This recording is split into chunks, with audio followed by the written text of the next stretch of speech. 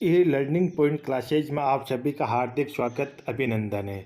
हम पढ़ रहे हैं कक्षा 9 से 12 तक की हिंदी व्याकरण आरबीएससी अजमेर की द्वारा प्रकाशित है, जिसका पाठ अध्याय अध्याय 4 पढ़ रहे हैं और जिसका हम आज पढ़ेंगे क्रिया के बारे में विस्तार से अध्ययन करेंगे। ये एग्जाम की दृष्टि से वेरी महत्वपूर्ण रहेगा। वीडियो को शुरू करने से पहले वीडियो को लाइक और शेयर अवश्य कीजिए। वीडियो शुरू करते हैं। कि क्रिया का अर्थ है करना। क्रिया के बिना कोई वाक्य पूर्ण नहीं होता है। किसी में कर्ता, कर्म तथा काल की जानकारी भी क्रिया पद के माध्यम से ही होती है। हिंदी भाषा के जननी संस्कृत है तथा संस्कृत में क्रिया को धातु कहते हैं। धातु हिंदी हिंदी क्रिया पदों का मूल रूप धातु होता है। धातु में ना जोड़ने से हिंदी के क्रिया पद बनते हैं, जैसे पढ़, पढ़ना, उठ, उठना, उठना आदि बनता। अब इसकी क्रिया की परिभाषा याद कर लेना कि जिस शब्द से किसी कार्य के करने या होने का बोध होता है उसे क्रिया कहते हैं। अब क्रिया के अपन अलग अलग क्रिया के भेद। क्रिया कर्म के आधार पर क्रिया, संरचना के आधार पर क्रिया, काल के आधार पर क्रिया। अब कर्म के आधार पर भी क्रिया दो प्रकार की होती है। कौन कौन सी? सकर्मक क्रिया, अकर्मक क्रिया। और रचना के आधार पर भी क्रिया पांच प्रकार की होती है। कौन कौन सी क्रिया? एक तो संयुक्त क्रिया, नाम मात्र, नाम धातु क्रिया, प्रेरणात्मक क्रिया, पूर्वकालिक क्रिया, कृदंत क्रिया।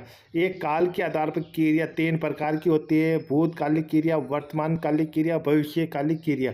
अब सकर्मक अकर्मक क्रिया भी दो तरह की, एक तो अकर्मक क्रिया और द्विकर्मक क्रिया। अब इन क्रिया को हम विस्तार से अध्ययन करें। अब पहला आएगा कर्म के आधार पर क्रिया। तो इसको क्या कहते? क्रिया शब्द का फल जिस पर पड़ रहा है वह किससे प्रभावित कर रहा है, इस आधार पर क्रिया जानने वाला भेद कर्म के आधार पर क्रिया के भेद के अंतर्गत आता है। इस आधार पर क्रिया के प्रमुख दो भेद होता है। एक तो सकर्मक क्रिया, स अर्थात सहित, अतः कर्मक का अर्थ है कर्म के साथ। अब इस क्रिया की परिभाषा रहेगी कि जिस क्रिया का फल कर्ता को छोड़कर कर्म पर पड़े वह सकर्मक क्रिया कहलाती है। जैसे बच्चा मित्र बना रहा है या गीता सितार बजा रही है। यदि प्रश्न किया जाए कि बच्चा क्या बना रहा है तो उत्तर होगा चित्र, यानी कर्म। गीता क्या बजा रहे तो उसका उत्तर रहेगा सितार बजा रहे। सकर्मक क्रिया के भी दो भेद होता है। एक तो होता है अकर्मक क्रिया। जिस वाक्य में क्रिया के साथ एक कर्म प्रयुक्त हो उसे एक कर्म क्रिया कहते हैं। जैसे माँ पढ़ रही है, माँ के द्वारा एक ही कर्म पढ़ना होता है। नेक्स्ट देखते हैं आगे। अब आता है द्विकर्मक क्रिया। जिस वाक्य में क्रिया के साथ कर्म दो कर्म प्रयुक्त होते हैं द्विकर्मक क्रिया कहलाते हैं। जैसे अध्यापक छात्रों को कंप्यूटर सिखा रहे। अध्यापक छात्रों को कंप्यूटर सिखा रहे तो क्या सिखा रहे? तो कंप्यूटर। किससे सिखा रहे? तो छात्रों के द्वारा सिखा रहे। इसमें दो कर्म एक साथ घटित हो रहे हैं। अब आता है अकर्मक क्रिया।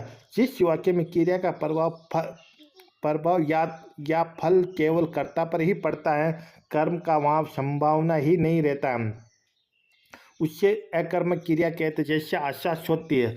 अब आता है संरचना के आधार पर क्रिया कि वाक्य में क्रिया का प्रयोग कहाँ किया जा रहा है, जिस रूप में किया जा रहा है के आधार पर किया जाने वाला भेद संरचना के आधार पर कहलाता है। इसके पांच प्रकार होता है।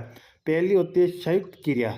जो पहली होती है संयुक्त क्रिया, जब दो या दो से अधिक भिन्न अर्थ वाली क्रिया का मेल हो उससे संयुक्त क्रिया कहता है। जैसे अतिथि आने पर स्वागत करो। इस वाक्य में आने का मुख्य क्रिया है स्वागत करो, सहायक क्रिया। इस प्रकार एक मुख्य क्रिया दोनों का संयोग है, अतः इसे संयुक्त क्रिया भी कहते हैं।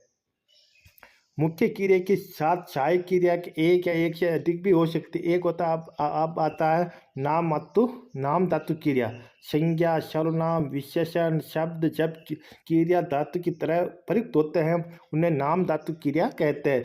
और इन नाम धातु शब्दों में जब प्रत्यय लगाकर क्रिया का निर्माण किया जाता है तब वे शब्द नाम धातु क्रिया कहलाते हैं। जैसे हाथ संज्ञा है, हत्या नाम धातु है, हत्या न क्रिया है।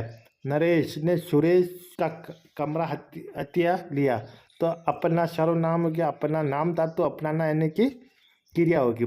जैसे विनीत सुनीता के युवा की जिम्मेदारी को अपना चुका है। अब आता प्रेरणात्मक क्रिया। जब कर्ता स्वयं कार्य का संपादन न कर किसी दूसरे को करने के लिए प्रेरित करे या करवाए, उससे प्रेरणात्मक क्रिया कहते। सरपंच ने गांव में तालाब बनवाना, इसमें सरपंच ने स्वयं का कार्य नहीं किया बल्कि अन्य लोगों को प्रेरित कर उससे तालाब का निर्माण करवाया, या प्रेरणात्मक क्रिया होती है। अब आता है पूर्वकालिक क्रिया। जब किसी वाक्य में दो क्रिया प्रयुक्त हुई है तथा उनमें से एक क्रिया दूसरी क्रिया से पहले संपन्न हुई हो तो पहले संपन्न होने वाली क्रिया पूर्वकालिक क्रिया कहलाती है। इन क्रियाओं पर लिंग, वचन, पुरुष काल आदि का कोई प्रभाव नहीं पड़ता।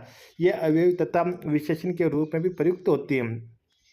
अब धातु में कर लगाने में सामान्य क्रिया को पूर्वकालिक क्रिया का रूप दिया जा सकता है। जैसे बलवीर खेलकर पढ़ने बैठेगा, वह पढ़कर सो गया।